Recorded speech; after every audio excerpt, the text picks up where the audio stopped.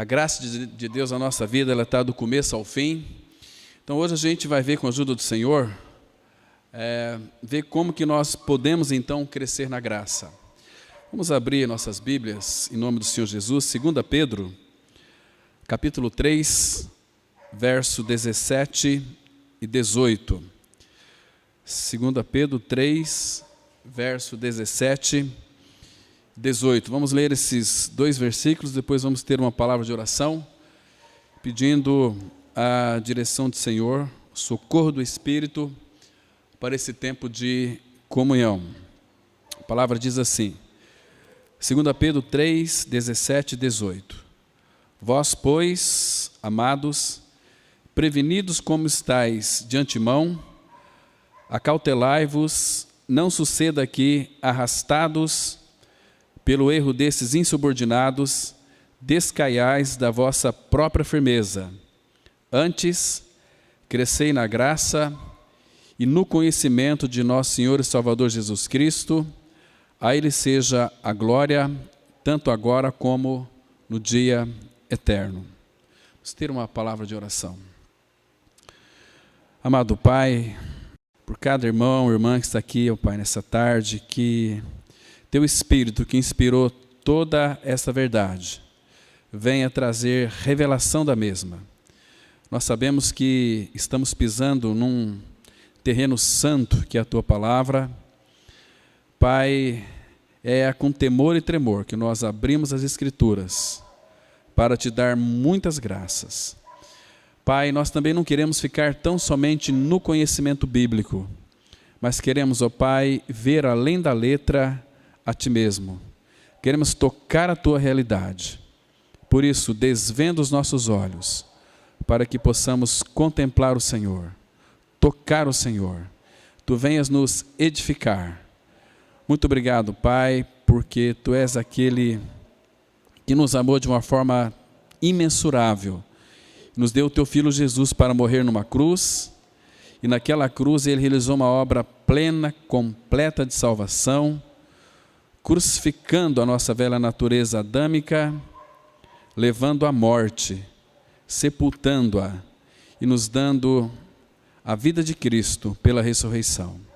Nessa tarde, Pai, permita que nós sejamos concentrados naquilo que vai ser dito e que Teu nome seja glorificado. Em nome de Jesus nós oramos. Amém. Irmãos, claro que cada um de nós sabemos que a salvação ela é inteiramente pela graça. Na salvação do homem, do pecador, não precisa de nenhum desempenho humano. O Senhor fez aquela obra plena e completa, como está escrito em vários textos da palavra de Deus. Claro que para que Ele então pudesse habitar em nós, era necessário que o pecado então fosse removido. Irmãos, e é impossível uma assembleia se reunir em torno da pessoa de Cristo e não almejar o crescimento espiritual. Porque nós sabemos que existem em diversos lugares, o inimigo já tem colocado na mente das pessoas que é suficiente você ser um crente, ser um evangélico. Irmão, esses termos nós não vamos encontrar na palavra de Deus evangélico, nós somos um povo evangélico. Olha, não tem nenhum texto nas Escrituras que afirma que um evangélico vai ser salvo, que o evangelho vai para a glória. O que vai para a glória é tão somente aquele que experimentou o seu novo nascimento. O que vai para a glória somente é filho de Deus, somente nova criatura, somente santo. Então, essa é uma pergunta que nós temos que fazer. Nós somos apenas crentes evangélicos ou nós somos santo? Porque sem santidade ninguém verá o Senhor. E agora nesse texto aqui, irmãos, nós temos uma declaração tão linda, tão específica, que há um crescimento na graça. Antes crescei na graça. Claro que para nós crescermos na graça, nós precisamos saber o que é graça. O pastor John MacArthur, da Grace Community, de uma cidade lá dos Estados Unidos, ele define a graça, embora a graça não dá para definir, Graça, segundo ele, é Deus dando e fazendo tudo a quem nada merece. Claro que a salvação é inteiramente pela graça, nós somos salvos pela graça.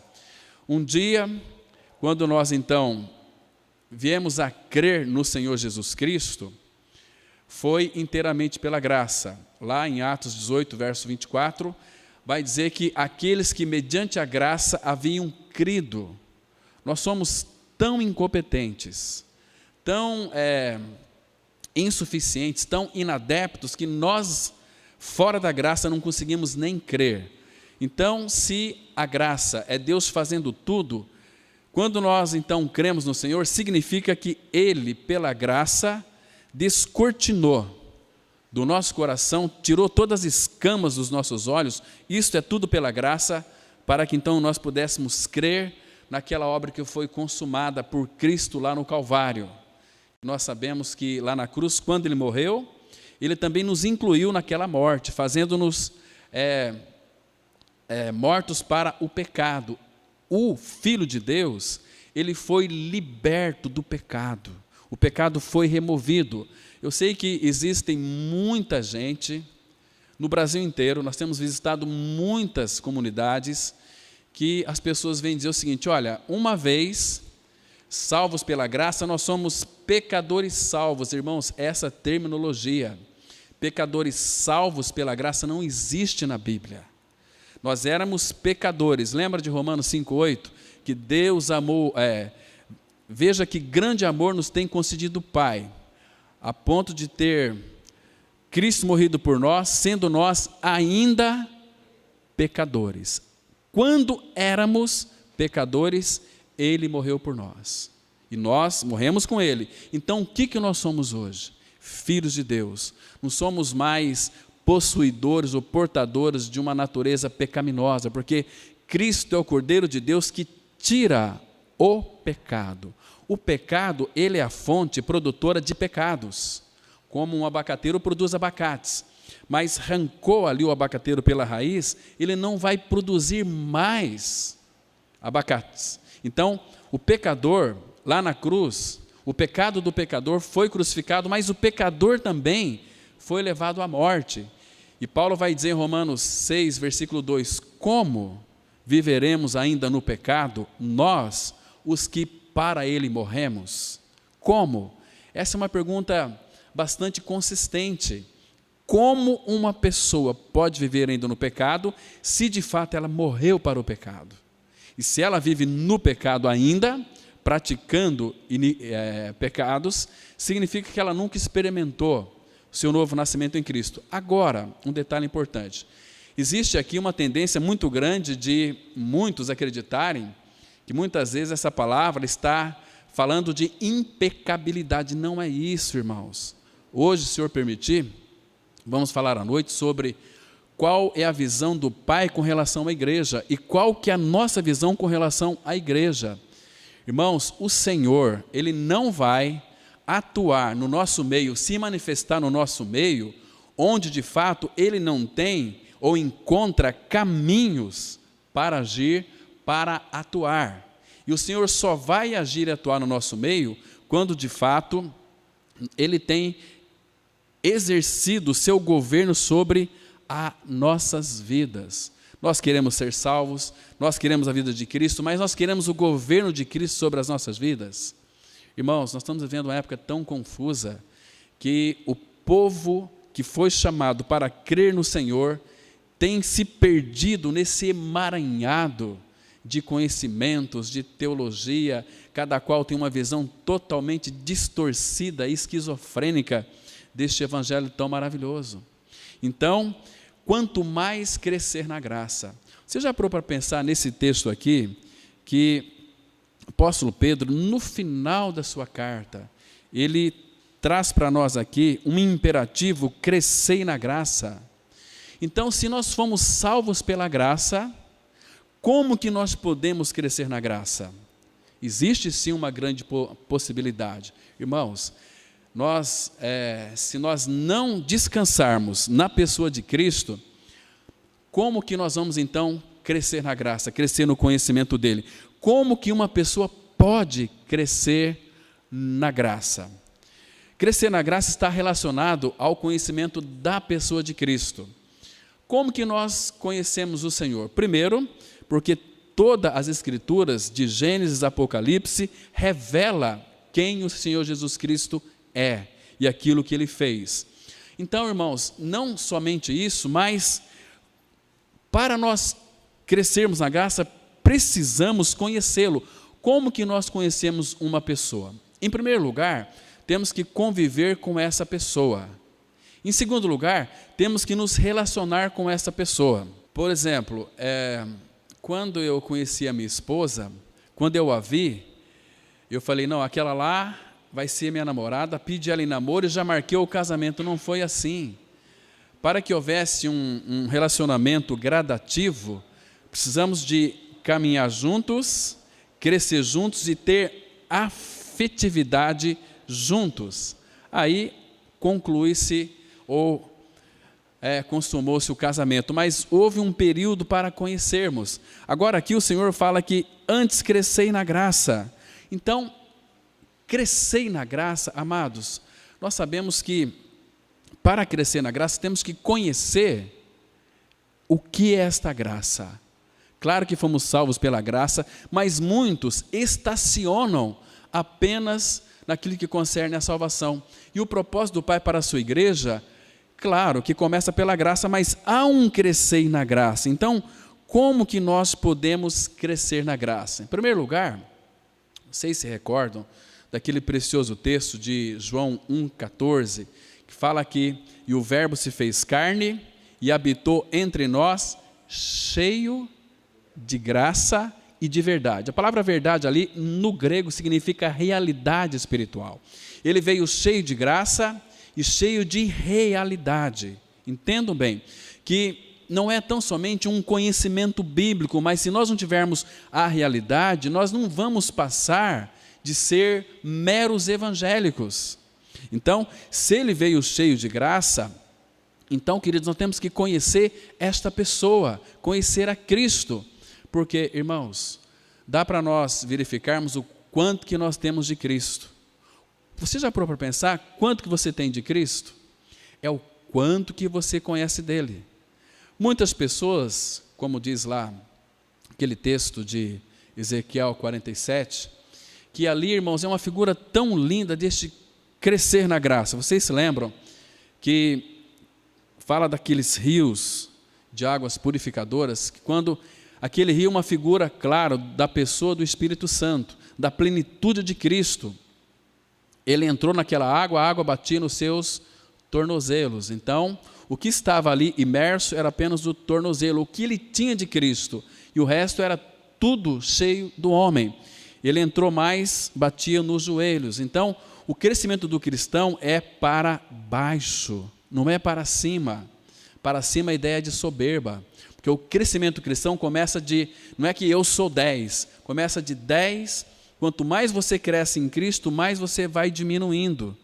Entende? A cruz ela vai cortando, 10, 9, 8, quando você chegar a 0, então significa que Cristo é tudo. Se existe algo em nós, de nós mesmos, irmãos, é um grande empecilho para o desenvolvimento da graça de Deus em nós. Então, Ele quer nos levar à morte. Nascemos de novo? Sim, mas lembra o que Paulo disse? Como que Cristo vai se manifestar através de nós? 2 Coríntios 4,10 fala que é trazendo sempre e por toda parte o morrer de Jesus em nosso corpo, para que a vida dele se manifeste. Então, quanto menos de mim pela cruz, mais de Cristo. Então, ele quer tirar de mim, de você, e nós sabemos que nós temos tantos defeitos, nós somos muitas vezes irritados, somos partidários, nós gostamos de agradar as pessoas, nós gostamos muitas vezes de ficar assim, bajulando as pessoas. Isso tudo é humanismo. Como que então o Pai vai atuar em nossa vida, se nós de fato precisamos ser tratados em alguns pontos, para que então possamos crescer na graça? Então ele tem que eliminar da sua vida, ele vai mostrar que nós somos de fato nervosos, implicantes, nós somos um empecilho muito grande para o desenvolvimento das pessoas, muitas vezes, porque o que prevalece é a minha ideia, é o que eu acho, o que eu penso. Nós criamos idealismo e criamos doutrinas no meio do povo de Deus, quando nós então perdemos o foco do crescer na graça. Então, queridos, interessante que, como disse aquela Madame Guyon, tudo aquilo que o Senhor Jesus leva à morte na nossa vida, Ele se coloca no lugar. Já pensou? Você é uma pessoa nervosa, Ele leva à morte e se coloca no lugar do seu nervosismo. Nós somos tão arrogantes e nós fingimos tanta humildade, se rebaixando, mas Ele quer tirar a nossa máscara, como diz o profeta Isaías, quer tirar aquela máscara do rosto, para que eu e você sejamos nós mesmos, mas com a vida de Cristo expressa. Ele quer nos conquistar cada dia que passa. Então, irmãos, isso é maravilhoso, isso Ele vai fazer pelo trabalho da cruz. Mas então vamos aqui agora verificar alguns pontos específicos, como crescer na graça. Nós sabemos que o Senhor Jesus, Ele está agindo em prol das minhas necessidades, nós estamos atrapalhando o nosso próprio crescimento. Primeiro, queridos, que vocês sabem que todos nós temos necessidades. Lembra? Nós temos muitas necessidades, mas segundo o apóstolo Paulo disse em Filipenses 4,19, que o meu Deus, segundo a sua riqueza em glória, há de suprir cada uma de vossas necessidades. Ele vai suprir cada uma de nossas necessidades. Tanto é que Ele nem pede para nós orarmos pelas nossas necessidades. Nós temos muitas necessidades, mas Ele disse que iria suprir. Agora, quando eu oro para Deus, pedindo que Ele venha suprir as minhas necessidades, significa que eu não creio que Ele é capaz de cumprir a sua palavra. Se Ele diz que iria suprir as nossas necessidades, por que tem muitos dos nossos irmãos que oram para que Deus supre as nossas necessidades? Ele sabe. Por exemplo, eu sempre ouço muitos cristãos orarem para que Deus nunca deixe faltar comida, bebida e alimento. Quando nós oramos assim, significa que nós não cremos no Senhor. Que o nosso cristianismo é um cristianismo muito raso, um problema da igreja. Vive uma vida superficial. Nós fomos chamados para andar e nadar com o Senhor em águas profundas. Então, se eu conheço o meu Senhor, se eu sei que Ele vai suprir todas as minhas necessidades, por que então que eu vou orar para comida, bebida e vestimenta? Foi o Senhor Jesus quem disse: não vos inquieteis pelo que haveis de comer, beber e vestir. Nós, como pais, nós sabemos que no nosso lar, nós vamos fazer de tudo para que nunca falte o pão, e não vai faltar pão, né? Agora, imagina o nosso pai, o cuidado que ele tem com seus filhos. Ele manda, sim, tribulações. Ele manda, sim, uma série de sofrimentos que, se nós reconhecermos que é a mão do Senhor, essas tribulações são fundamentais para o nosso crescimento para com Ele, né? Porque Provérbios 3,6 fala que para a gente reconhecer o Senhor em todos os nossos caminhos, e Ele endireitará as nossas veredas. Então, irmãos, as nossas veredas são muito tortas, então Ele vai usar o caminho da cruz, sofrimento, tribulação, para endireitar as nossas veredas que são tortuosas e inadequadas. Agora, eu sei que tem muitos que não querem ser tratados pelo Senhor.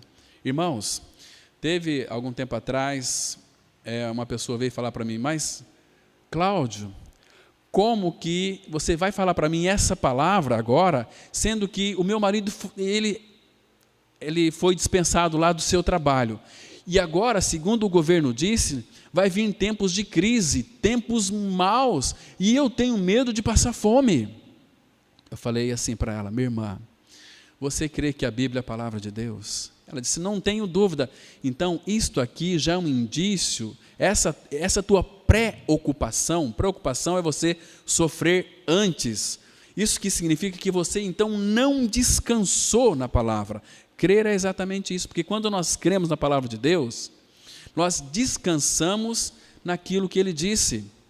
Então, ela estava muito preocupada, porque os dias seriam maus, seriam os dias de fome, e ela estava com medo de ser envergonhada. Aí eu pedi para ela ler naquele Salmo 37, versículo 19.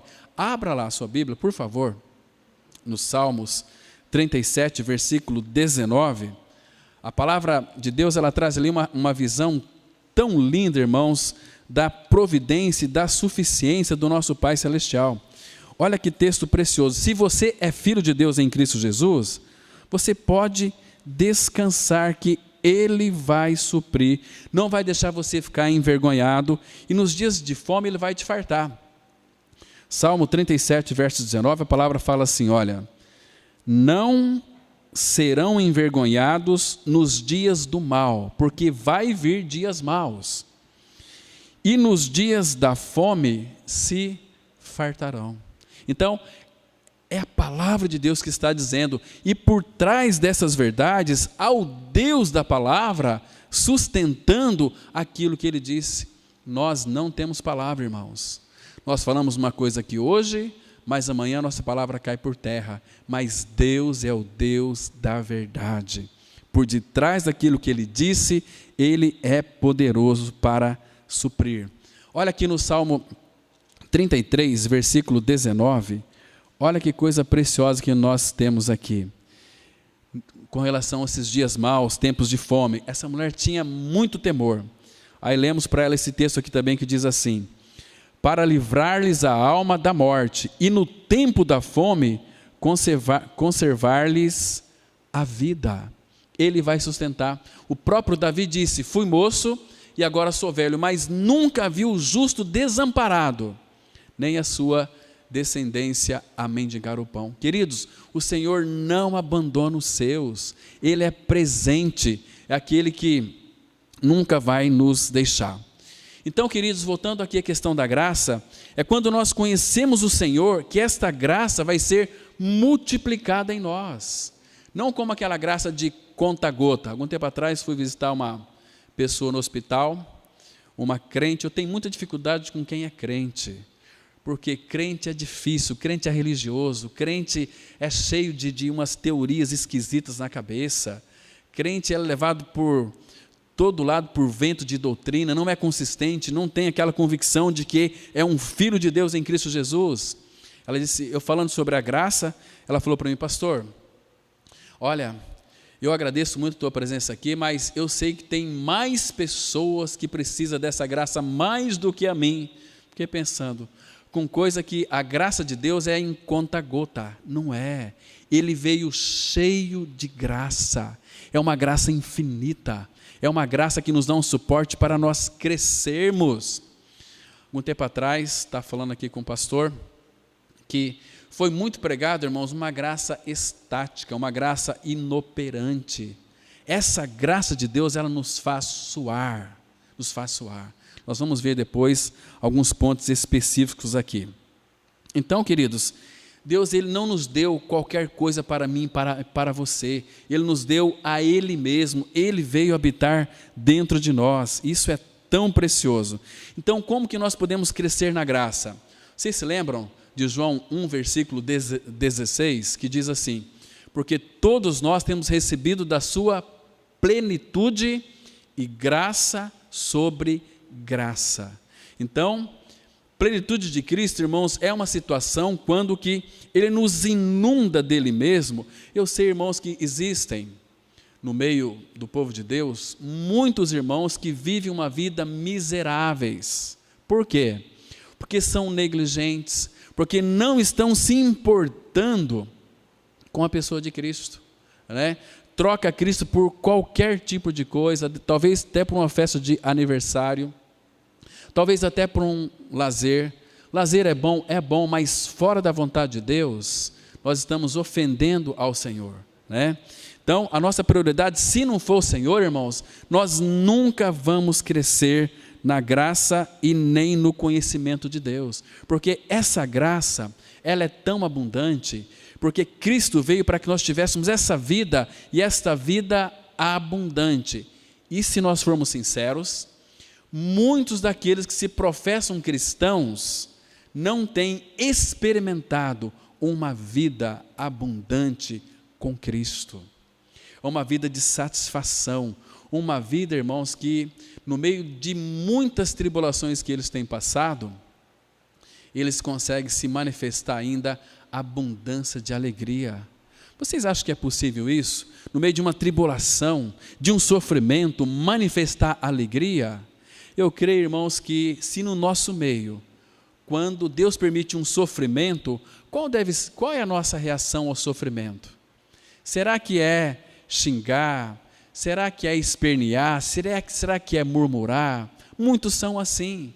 Deus se esqueceu de mim. Olha, pastor, ora por mim porque eu estou sofrendo. Nós levantamos uma plaquinha, estou sofrendo, né? E sofrimento na nossa vida é uma bênção, irmãos, porque sofrimento não tem nada a ver com alegria.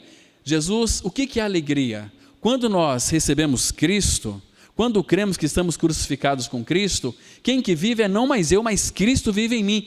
Quem é o nosso Senhor, irmãos? A palavra fala que Ele é amor, Ele é paz, Ele é alegria. Lembra que Ele disse, tenho-vos dito essas coisas, João 15:11, para que a minha alegria esteja em vós e a vossa alegria seja completa, seja uma alegria plena, seja uma alegria perfeita. Então, se Cristo é a nossa alegria, quando eu estou passando por um sofrimento, uma tribulação, eu sei que quando ele vem, a nossa tendência é ficar bastante triste, mas a tristeza ela não vai permanecer, irmãos. Salmo 35, a palavra fala assim, que o choro pode durar uma noite, mas a alegria, ela vem pela manhã.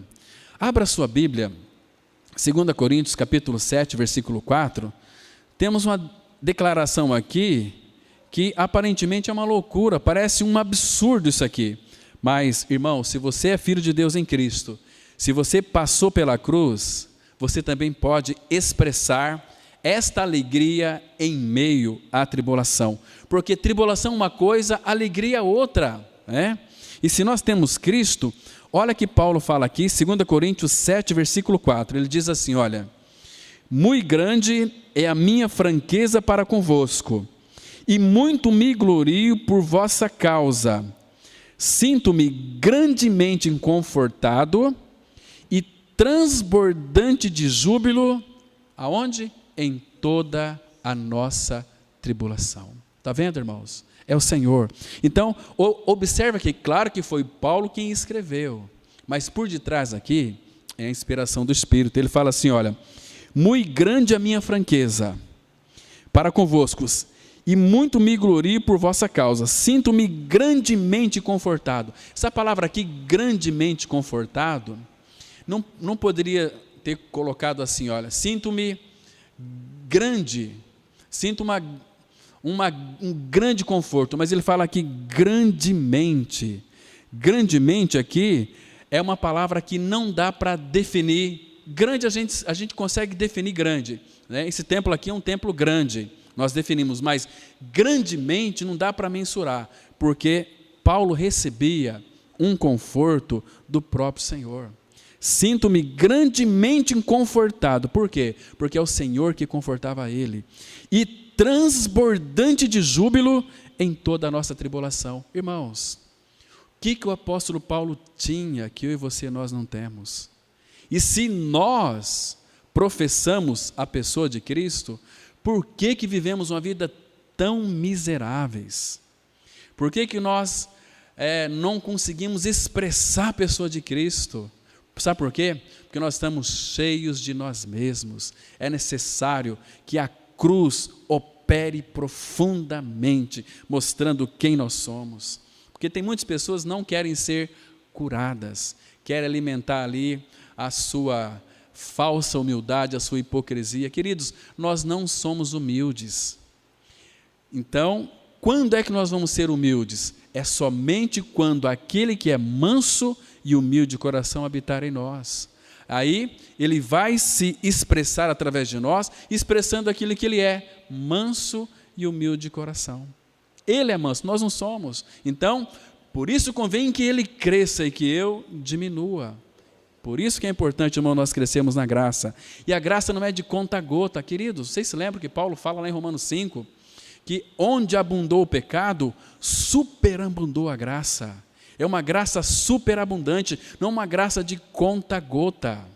Amados, então, esse é o sentido de nós crescermos na graça, queridos, que essa graça, ela é abundante em nós. É uma graça, eu sei que muitos de nós, em certas circunstâncias, nós vamos estar aí muitas vezes até deprimidos. Tem muitos que falam que o cristão não fica deprimido, fica. Nosso Senhor ali no Getsemane, ele teve uma profunda tristeza, né, porque ele iria separar do Senhor por algum tempo. Ele ficou ali depressivo, nosso Senhor, uma tristeza profunda, queridos, mas vai ter momentos na nossa vida que nós vamos ficar um pouco debilitados também. Então, qual que é o remédio para a nossa debilidade? Tem que tomar, por exemplo, quando uma criança ela tem dificuldade para comer, a minha mãe, ela segurava nós e abria a nossa boca e colocava um remédio muito ruim, chamado emulsão Scott. Vocês já ouviram aquilo lá? Que ele era de um peixe. E depois a gente voltava a comer. Então depois saiu outro fortificante, que é mais docinho, chamado Biotônico Fontoura. Lembra dele?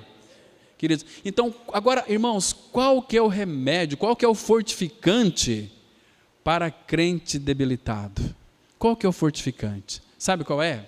Abra a sua Bíblia aqui em Timóteo, 2 Timóteo capítulo 2, aqui tem um fortificante maravilhoso para cristãos debilitados. Há um fortificante. Então a palavra, irmãos, ela traz remédio para tudo. Então nós não podemos ficar doentes por muito tempo, debilitados por muito tempo, porque nós temos uma coisa chamada graça, na qual o Senhor quer que a gente venha crescer.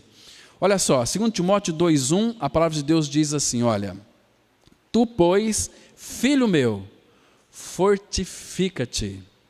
Aonde? Na graça que está em Cristo Jesus. Então, o fortificante aqui, para um cristão debilitado, é a graça. Nós temos a graça de Deus. Ela foi revelada. Vocês sabiam que existe ainda muitos crentes pedindo para Deus a graça? Amados, a graça, lá em 1 Coríntios 1,4, Paulo fala assim, a graça que me foi dada em Cristo Jesus.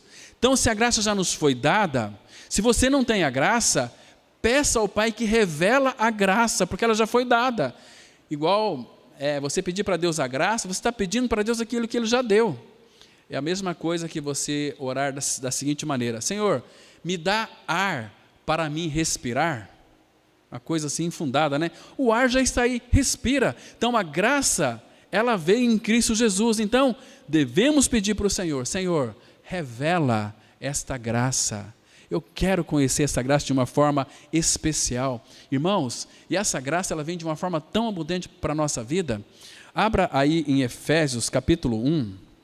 Olha que coisa preciosa nós temos aqui. Efésios 1.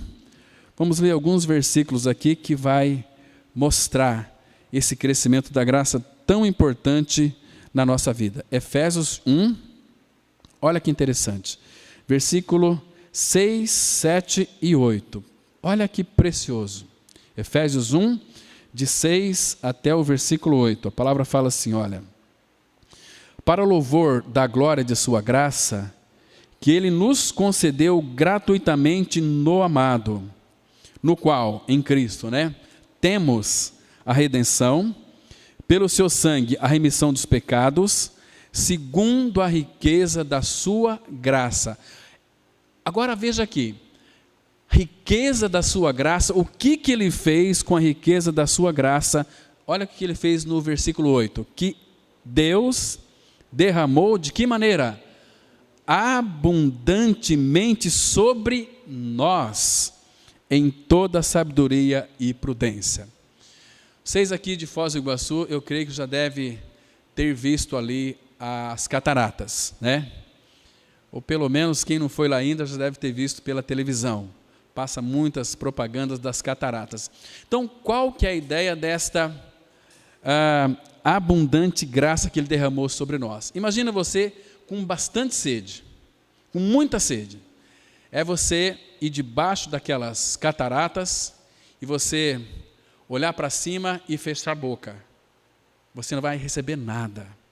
Ele fala lá no Salmo 81, abre bem a tua boca e eu vou enchê-la. Abre a boca que Ele vai encher da sua graça. Ele só quer que a gente abra a boca, como que aquele passarinho, aquela rolinha, né, que deixa ali os seus 2 filhotinhos, vai buscar alimentos. Quando a mãe volta, quando pousa perto do ninho, os passarinhos já abrem a boca e ela coloca ali. Essa ideia, então, essa riqueza da graça, Ele derramou abundantemente sobre nós. Então temos que abrir a boca e falar, Senhor, enche-me da tua graça. Ela já foi revelada, já foi manifestada. Então eu preciso agora conhecer o Senhor Jesus Cristo. Conhecer o Senhor Jesus Cristo. Tem muitas pessoas que vão a Cristo, irmãos, ao Pai, para fazer do Pai um Pai utilitarista. As nossas orações são muito egoístas. Pai, abençoa a minha família, abençoa o meu trabalho, abençoa o meu, a minha, aqueles são orações egoístas. Claro que você que é pai aqui sabe que seu filho pedir para você R$10, você pai tem, você vai dar R$10 para você. Ele fez uma oração de petição. Mas imagine se seu filho chega para você o seguinte, olha, papai, eu quero falar um pouquinho com o senhor agora. Eu quero deitar no teu colo, conversar um pouquinho com o senhor. Papai, olha, eu quero dizer que eu te amo. Você é um pai maravilhoso, me deu boa educação. O senhor tem amado a mamãe. Mamãe tem respeitado muito o senhor. Muito obrigado porque eu pude nascer nessa família. É diferente. Nós fomos chamados, irmãos, para intimidade. Se todo cristão maduro, ele nunca mais vai orar pelas suas necessidades. A questão da necessidade, irmãos, tem sido um grande empecilho na nossa vida. Lembra do apóstolo Pedro? Uma vez lá, e interessante, irmãos, que quando os filhos de Deus, eles cometem erros, a Bíblia não deixa de colocar para servir de exemplo para nós.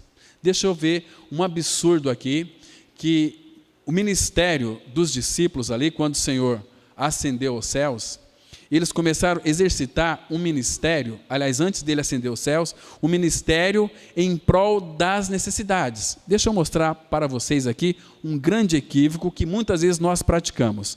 Abra a sua Bíblia no livro de Atos, né? Livro de Atos, capítulo 1. Capítulo 1. Vocês sabem que depois que Judas se enforcou, ficaram então 11 discípulos. E Pedro ali foi dar um jeitinho dele, todo humano, de tentar resolver aquela situação, né? E o que ele fez então? Veja aqui, a partir do versículo 15, Atos 1, verso 15, a palavra de Deus ela diz assim, olha, naqueles dias levantou-se Pedro no meio dos irmãos, ora, compunha-se a assembleia de umas 120 pessoas. Era ali, aquelas 120 pessoas, a igreja não tinha nascido ainda, era um projeto de igreja, todos aqueles candeeiros apagados, né? Então, e ele disse, irmãos, convinha que se cumprisse a escritura que o Espírito Santo proferiu anteriormente por boca de Davi acerca de Judas, que foi o guia daquele que prenderam Jesus, porque ele era contado entre nós e teve parte nesse ministério. Ora, este homem adquiriu um campo com o preço da iniquidade, e precipitando-se, rompeu-se pelo meio, e todas as suas entranhas se derramaram. Isso chegou ao conhecimento de todos os habitantes de Jerusalém, de maneira que, em sua própria língua, esse campo era chamado Acéldama, isto é, campo de sangue, porque está escrito no livro dos Salmos, fique deserta a sua morada, e não haja quem nela habite, e tome outro seu encargo. Agora, olha que absurdo que Pedro disse aqui, irmãos. O Espírito Santo nem havia descido ainda. Ele disse assim, é necessário. Queridos, muitas vezes nós, líderes dos irmãos, temos cometido tantos absurdos em nome de Deus. Né? E a igreja sofre, porque não tem a direção do Espírito. Olha o que Pedro diz, é necessário, pois, que dos homens que nos acompanharam, todo o tempo que o Senhor Jesus andou entre nós, começando no batismo de João até o dia em que dentre nós foi levado às alturas, um destes se torne testemunha conosco da sua ressurreição.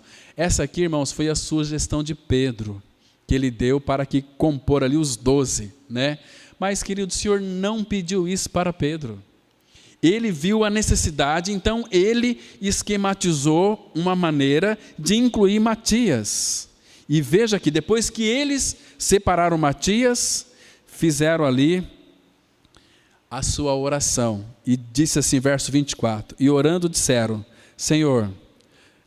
tu, Senhor, que conheces o coração de todos, revela-nos qual desses dois tem escolhido para preencher a vaga neste ministério apostolado, do qual Judas se transviou, indo para o seu próprio lugar. E os lançaram em sorte, vindo a sorte a cair sobre Matias, sendo-lhe então votado lugar com os 12 apóstolos. Irmãos, aqui nessa escolha não estava o dedo de Deus, não estava o dedo do Pai, porque em muitos dos ministérios são voltados para a necessidade dos irmãos queridos. É um absurdo isso. Deus diz que todas as nossas necessidades seriam supridas. O Senhor não pediu isso, irmãos. E então eles fizeram. Muito diferente depois que eles tiveram a experiência do Senhor, que eles agiram segundo o Espírito. Mas a partir daqui, você não vai ouvir mais sobre esse discípulo que Pedro escolheu, Matias. Ele não aparece mais. Agora, veja um outro exemplo aqui. Atos capítulo 13, bem pertinho aí. Atos 13. Veja aqui, claro que a igreja, o Espírito já havia descido. Atos 13:1, lá na igreja Antioquia. Olha que interessante. Atos 13, verso 1. A palavra de Deus, ela diz assim, olha. Havia na igreja de Antioquia profetas e mestres. Irmãos, como que era essa igreja? Tinha profetas e também tinham mestres. Barnabé, Simeão, por sobrenome Níger, Lúcio de Cirene, Manaém, Colasso de Herodes, o tetrarca, e Saulo. Agora, observe aqui, e servindo eles ao Senhor e jejuando, presta atenção, eu quero chamar a tua atenção para um detalhe muito importante aqui, irmãos. A palavra aqui, servindo ao Senhor, aqui no grego, é ministrando eles ao Senhor. Então, antes de nós ministrarmos aos irmãos, temos que ministrar ao Senhor.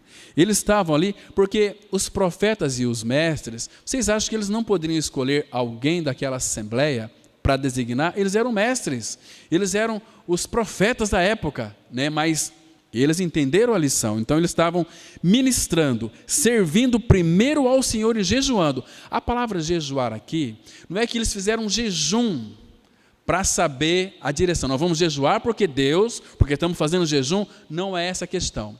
Irmãos, quantas vezes eu tenho jejuado, às vezes sem saber. Eu vou ali para o meu tempo com o Senhor, gosto de levantar muito cedo, e depois fico lendo a palavra, e vou até 12:30, 1h, mas quando está muito gostoso, a minha esposa chama, amor, vamos comer? Não, eu não estou com fome agora, mais tarde eu como. E às vezes passo um dia sem se alimentar, mas porque eu estou ministrando ao Senhor, e o Senhor ministrando a mim. E eu jejuei, mas não que eu quis fazer um jejum. Eles estavam ministrando ao Senhor, e eram homens muito fervorosos, buscando a direção do Senhor, o foco era o Senhor, aqui sem se importar, o sentido aqui é que a prioridade era o Senhor, para saber a vontade do Senhor para determinada coisa. Quando nós fazemos isso, irmãos, sabe qual voz que nós vamos ouvir?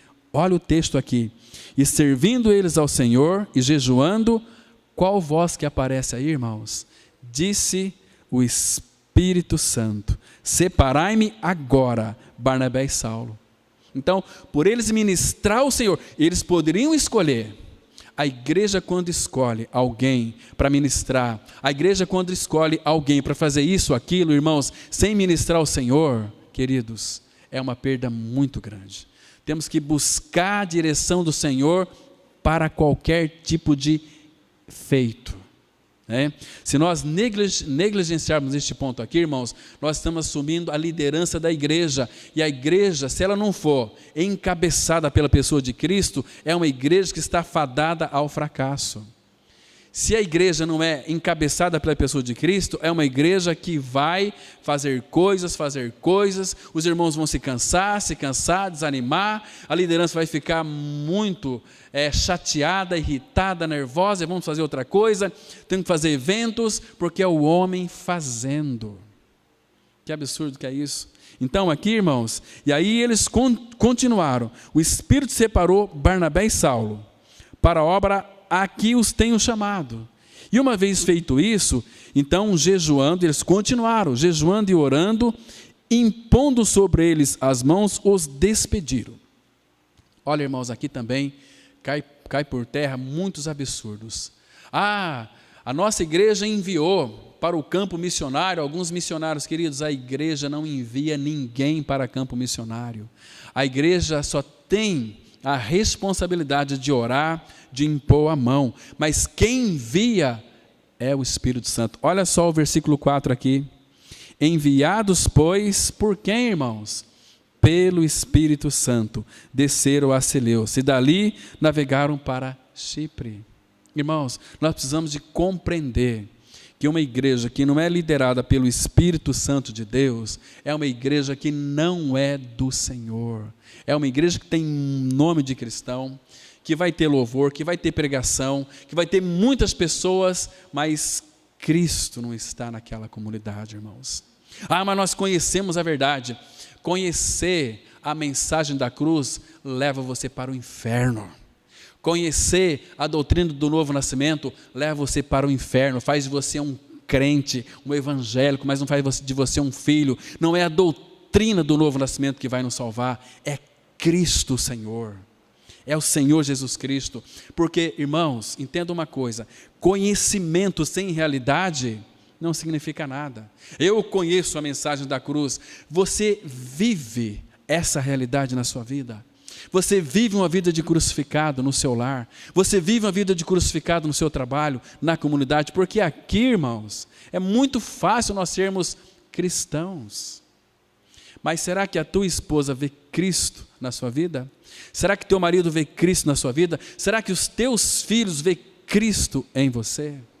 Se não vê, que cristianismo que é esse, irmão? Estamos vivendo? Estamos brincando com aquilo que Cristo é e fez? Misericórdia. Então, Ele tem nos chamado para que então tenhamos um relacionamento com Ele, para que esta graça possa então se multiplicar em nós, se multiplicar. Mas, queridos, eu sei que no meio da graça, eu dizendo, refiro-me à Assembleia, que foi toda salva pela graça. A igreja deve ambicionar tudo aquilo que é divino, tudo aquilo que é celestial. E crescer na graça, irmãos, é algo precioso para nós. A gente percebe hoje, olha, eu atendo tantas pessoas que vêm reclamar dos filhos, reclamar do marido. Meu marido é isso, mas meu marido prega, mas ele é um traste, ele é um monstro. Queridos, pastor, eu tenho que separar do meu marido. Aí a mulher fala, o homem fala assim, eu tenho que separar da minha esposa, porque ela é muito chata. Queridos, você não entendeu a graça. A graça de Cristo, ela se manifesta, sabe de que maneira? Abra em 1 Pedro, capítulo 4. Veja que precioso, irmãos. 1 Pedro 4. Olha que precioso que é isso aqui. 1 Pedro 4, versículo 10. 1 Pedro 4, 10. Olha só que interessante. Guarde bem esse texto aqui, você vai precisar muito dele. A palavra, ela diz assim, 1 Pedro 4, versículo 10. Presta atenção. Servi uns aos outros, cada um conforme o dom que recebeu, como bons despenseiros da multiforme graça de Deus. Então vamos analisar esse versículo aqui. Por exemplo, vamos analisar algumas palavras. A gente só pode servir os nossos irmãos se nós estivermos transbordantes dessa graça. Agora, veja aqui, nós somos despenseiros. Sabe o que é ser um despenseiro? Deus, ele tem uma despensa. Muitos nos nossos lares têm as suas despensas, né? Vamos pegar ali na despensa o arroz, o feijão, alguma coisa lá, então tem a despensa. Na nossa despensa sempre vai faltar alguma coisa, mas na despensa de Deus não falta nada. Agora nós somos despenseiros da graça de Deus. Agora, não só da graça de Deus, mas aqui aparece a palavra multiforme. Sabe o que significa essa palavra aqui, multiforme? A graça, ela se manifesta de muitas formas. Então, presta atenção, o meu marido é um marido chato, querida irmã, você tem a multiforme, você tem graça para tratar com seu marido, para suportar o seu marido chato.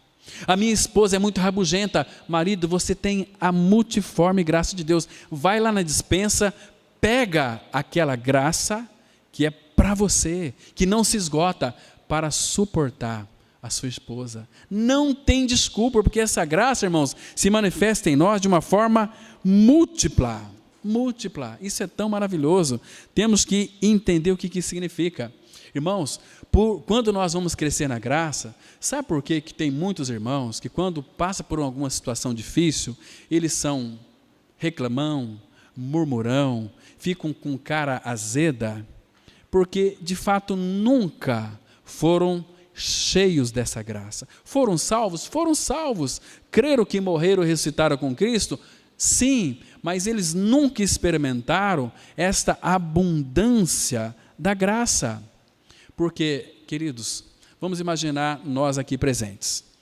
Se alguém dizer para você que você não vale nada, qual que é a tua reação? Se alguém lhe injuriar, você é um sem vergonha, você é um safado, você não vale nada, uma porcaria. Qual que é a tua reação? Dependendo da nossa reação naquele episódio, é o quanto que nós temos dessa graça. Abra lá em 2 Coríntios, capítulo 12. Veja aqui que coisa interessante, irmãos. Veja como que essa graça se manifesta quando essa graça, de fato, ela é tudo para nós. Porque se essa graça não nos bastar, irmãos, nós não estamos crescendo na graça. 2 Coríntios 12, aqui no contexto, Paulo havia orado ao Senhor 3 vezes para que afastasse dele aquele espinho na carne. Nós não sabemos o que é esse espinho na carne, né? Mas aí então ele orou, então a resposta do Senhor foi no versículo 9. 2 Coríntios 12, 9 diz assim a palavra. Então ele me disse, a minha graça te basta, porque o poder se aperfeiçoa na fraqueza. Essa palavra fraqueza aqui no grego é ideia, irmãos, entenda bem, é de uma fraqueza extrema. Sabe o que é uma fraqueza extrema? Morte. Então, a minha graça te basta, porque o meu poder vai só ser aperfeiçoado na tua fraqueza. Agora veja aqui, de boa vontade, pois mais me gloriarei nas fraquezas, para que sobre mim repouse o poder de Cristo. Agora veja aqui, pelo que sinto prazer nas fraquezas, nas injúrias. Irmãos, nós sabemos, irmãos, que quando alguém nos injuria, nós não sentimos prazer coisa nenhuma. Por quê? Porque nós não alcançamos o crescimento na graça. Sentir prazer nas injúrias, sentir prazer nas necessidades, sentir prazer nas perseguições, sentir prazer nas angústias por amor de Cristo. Porque quando sou fraco, então é que sou forte. Mas o princípio aqui é, a minha graça te basta. Você tem graça para passar por ela nas injúrias, nas perseguições, nas necessidades, nas angústias. É uma graça que é totalmente suficiente para mim e para você. E essa graça, irmãos, também é uma graça que vai nos dar suporte para trabalharmos. Um serviço que é feito na graça, irmãos, é um serviço que vai haver prosperidade espiritual. Quando nós então vivemos uma vida de dependência do Senhor, buscando a direção do Senhor, porque hoje, irmãos, nós não queremos saber como é que está a nossa comunidade com o nosso Senhor. Nós temos orado ao Pai, Senhor, venha corrigir-nos cada um de nós, venha rasgar o nosso coração, venha nos disciplinar, Pai. Não, nós estamos preocupados muitas vezes em trazer pessoas para a igreja, não importa como isso tem que ser feito. Isso tem um nome, chama-se humanismo. É o Senhor quem vai trazer as pessoas. O Senhor tem os seus.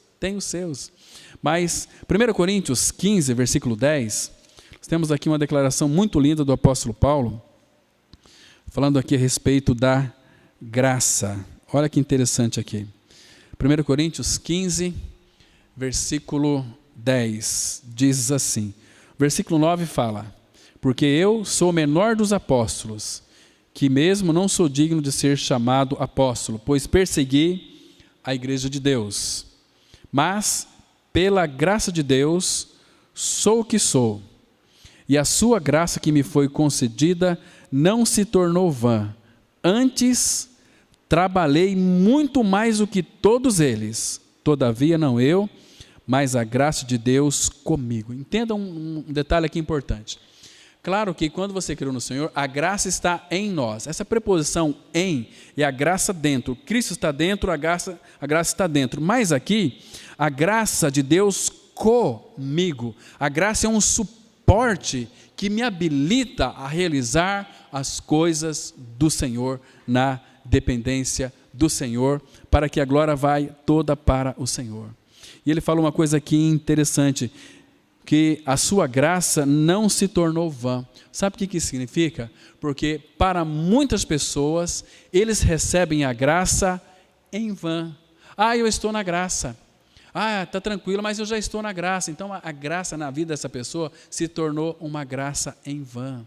A graça de Deus em nós, irmãos, é uma graça motivadora. É uma graça que nos impulsiona para frente. É uma graça que nos faz trabalhar. Nós não gostamos muito dessa palavra esforço. Sabe por quê que nós não gostamos? Porque nós não conhecemos o que significa a graça em realidade espiritual. Eu fui salvo pela graça. Irmãos, mas essa graça tem sido operante na nossa vida? Nós estamos crescendo nessa graça?